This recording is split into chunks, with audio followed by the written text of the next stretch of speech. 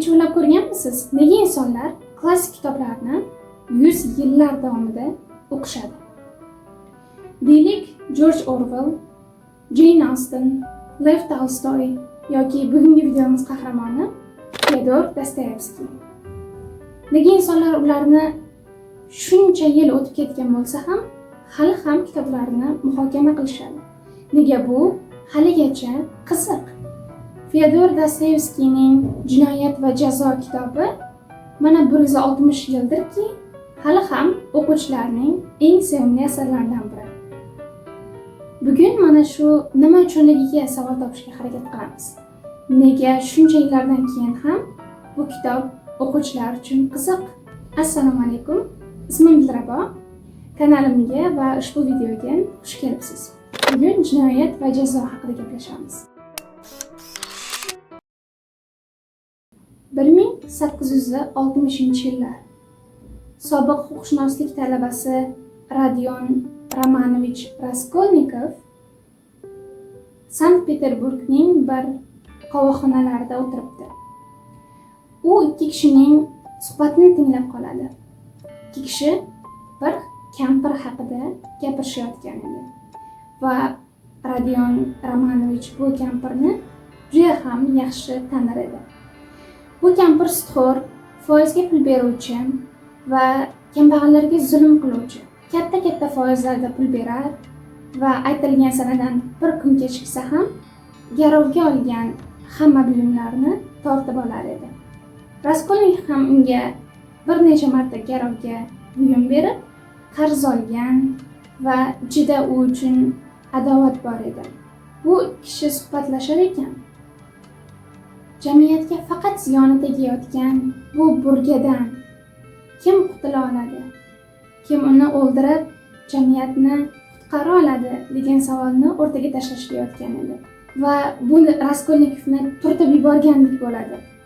Chunki u mana shu qotillikni bir necha yildan beri o'ylab kelayotgan, mana shu haqida rejalar tuzayotgan, faqatgina ishni bitirish qolgan edi. Spoiler. Endi bu yo'lga spoilersiz davom eta olmaymiz. Kitob 7 qismlik. Lekin hamma biladi, Raskolnikov kampirni birinchi qismdayoq o'ldiradi. Qotillik birinchi qismdayoq sodir bo'ldi. Lekin nima ushbu kitobni yana 6 qism o'qishga majbur qiladi? Axir asarning eng qiziq voqeasi birinchi qismdayoq sodir bo'lib bo'ldi-ku. Menimcha mana shu ham asar qanchalik buyukligini ko'rsatadi. Dostoyevskiy asosiy qahramon ismini bekorga tanlamagan. Raskolnikov. Ushbu so'z split, ya'ni ajralish degan ma'noni beradi. Bu bilan yozuvchi qahramonni ichidagi yaxshilik va yomonlik orasidagi tafovutni ko'rsatmoqchi bo'lgandir.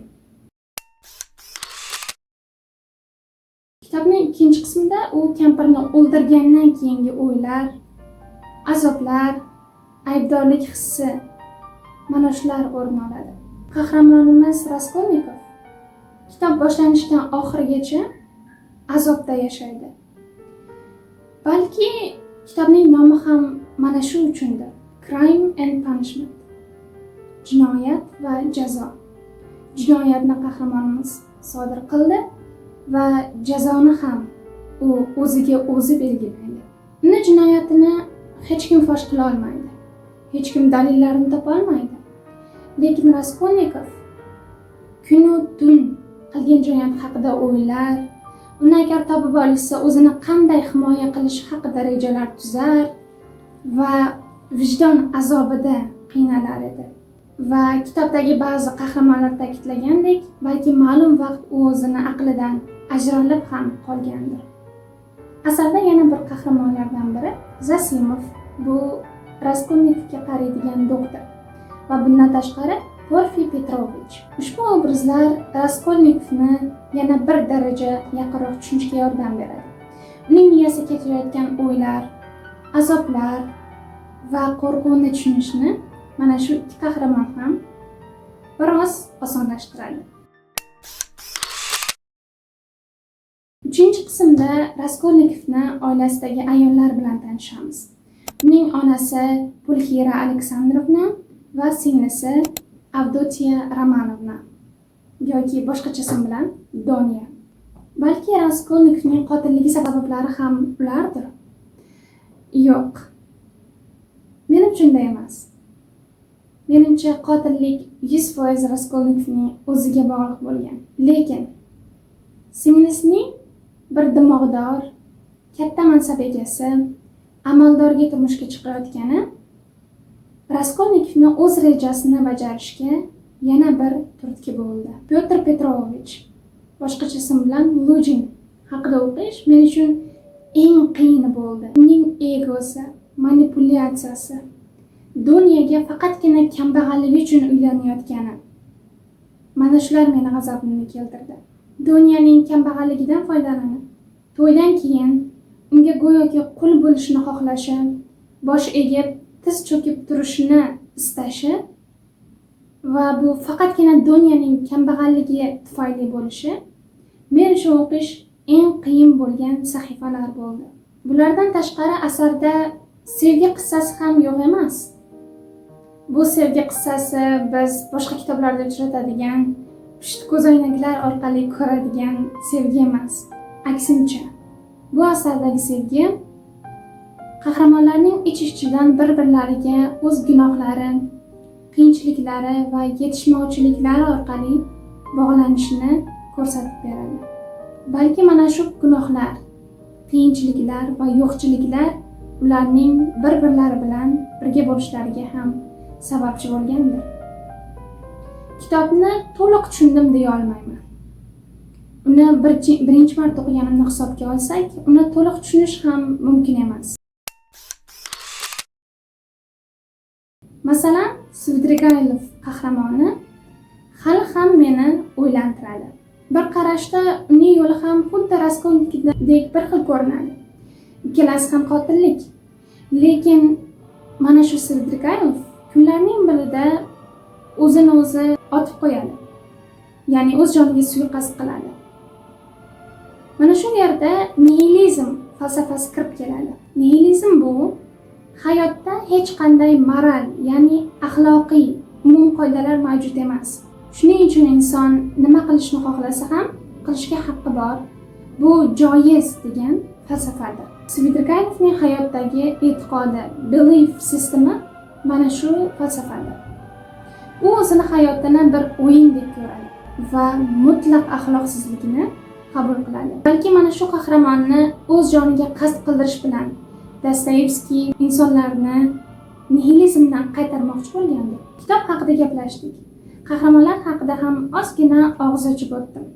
Lekin keling savol beramiz. Nega siz bu kitobni o'qishingiz kerak? Nihilizm filosofiyasi, g'alati sevgi qissasi va qayg'udan iborat romanni nega siz o'qishingiz kerak? Men mana shu savolga javob berishga harakat qilib ko'raman. Birinchisi, ushbu asar inson psixologiyasi haqida to'liq ma'lumot beradi. Qotillik qilgandan keyin inson o'zini oqlashga harakat qiladimi yoki qilib qo'ygan ishini tezda tushunib yetib talvasaga tushib qoladimi? O'zi qotilni, asarda Raskolnikovni xayolidan nimalar o'tadi? Roman mana shu savollarga javob beradi. Bu kitobda inson psixologiyasini o'zingiz uchun qayta kashf qilgandek bo'lasiz. Ikkinchisi, falsafiy g'oyalar. Kitobda nihilizm, qotillik teoriyasi yoki g'ayrioddiy inson nazariyasi, filosofiyasi haqida gap boradi. Mana shu falsafalar qahramonlarning core belief, ya'ni hayotdagi e'tiqodlari, qahramonlarning xayollarini o'qish orqali bu dunyoda siz to'g'ri deb bilgan g'oyadan boshqa g'oyalar ham borligini va insonlar umuman har xil fikrlashligini tushunib olasiz. Bu kitob sizni aqlli qilib qo'ymaydi, balki fikrlashingizni ham o'zgartirmas. Lekin aniq bilamanki, ushbu kitob sizni 19-20 asrlar Rossiyasi yoki Sankt-Peterburgiga tushirib qo'yadi. Siz o'sha Raskolnikov bilan birga yashaysiz. Uning xayollarini, qo'rquvlarini, azoblarini his qilasiz. O'zingizni hayotingizdan boshqa hayot borligini ham anglaysiz. Maishiy muammolaringizdan biroz chekinib, mana shu voqealarni, mana shu kitobni miyangizda muhokama qilib ko'rasiz. O'zingizcha Raskolnikovga sudya bo'lasiz. U to'g'ri ishni qildimi yoki yo'qmi? Bir vaqtda unga ham oqlovchi, ham qoralovchi bo'lasiz. Va shu jarayonning o'zi kitobni muhokama qilish, uni tafakkur qilish va o'qiganlaringizdan xulosa qilish mana shu eng muhimi. Shuning o'zi 700 betlik kitobni o'qishga arziydi. Asarni aniq hayotda bo'lgan deb ayta olmaymiz. Raskolnikovni ham aynan mana shu qotillikni qilgan odam hayotda bo'lgan deb ayta olmaymiz. Lekin aniq ayta olamizki, ushbu kitob o'sha davrlar vibe, ya'ni muhitini, insonlar sotsiologiyasi, insonlarning o'ylari, ularning qo'rquvlari va o'sha paytdagi fikrlashlarini to'liq ko'rsatib bergan. Buni tasdiq sifatida tafsilotlar bo'limida bir videoga link qo'yib ketaman. U videoda Raskolnikov yurgan asardagi o'sha ko'prik, Dostoyevskiy yozuvchining o'zi yashagan uy va Sankt-Peterburg ko'chalari joylashgan. Oldindan aytib qo'yishim kerakki, kitobni qanchalik sevib o'qigan bo'lsam ham, uni mazza qilib o'qimadim. Bu kitob rohat qiladigan, enjoy qiladigan kitob emas. Bu kitob uzun, o'qilishi qiyin va qayg'uga to'la. Lekin o'qishga arziydimi? 100% ham. Kitobni o'zim qog'oz formatida, ya'ni physical book formatida o'qidim. Lekin uni mutolaa ilovasida 100% tekinga audio va elektron book, elektron kitob formatlarida topishingiz mumkin. Lekin baribir physical book, ya'ni qog'ozli formatda o'qishingizni tavsiya qilaman. Chunki bu baribir detallarga ko'proq diqqat qaratishga sababchi bo'ladi. Video agar yoqqan bo'lsa, like bosishni unutmang. Xo'sh, siz bu kitobni o'qimoqchimisiz? Sizni ishontira oldimmi? Yoki bu kitob sizga unchalik ma'qul kelmadimi? Albatta kommentlar qismida yozib keting. Yoki agar allaqachon bu kitobni o'qib bo'lgan bo'lsangiz, fikrlarimga qo'shilasizmi yoki yo'q? Buni ham kommentlar qismida yozib keting. Agar mendan ko'proq kontent ko'rishni xohlasangiz, kanalimga obuna bo'lishni unutmang. Tomosha qilganingiz uchun rahmat. I will see you in the next one.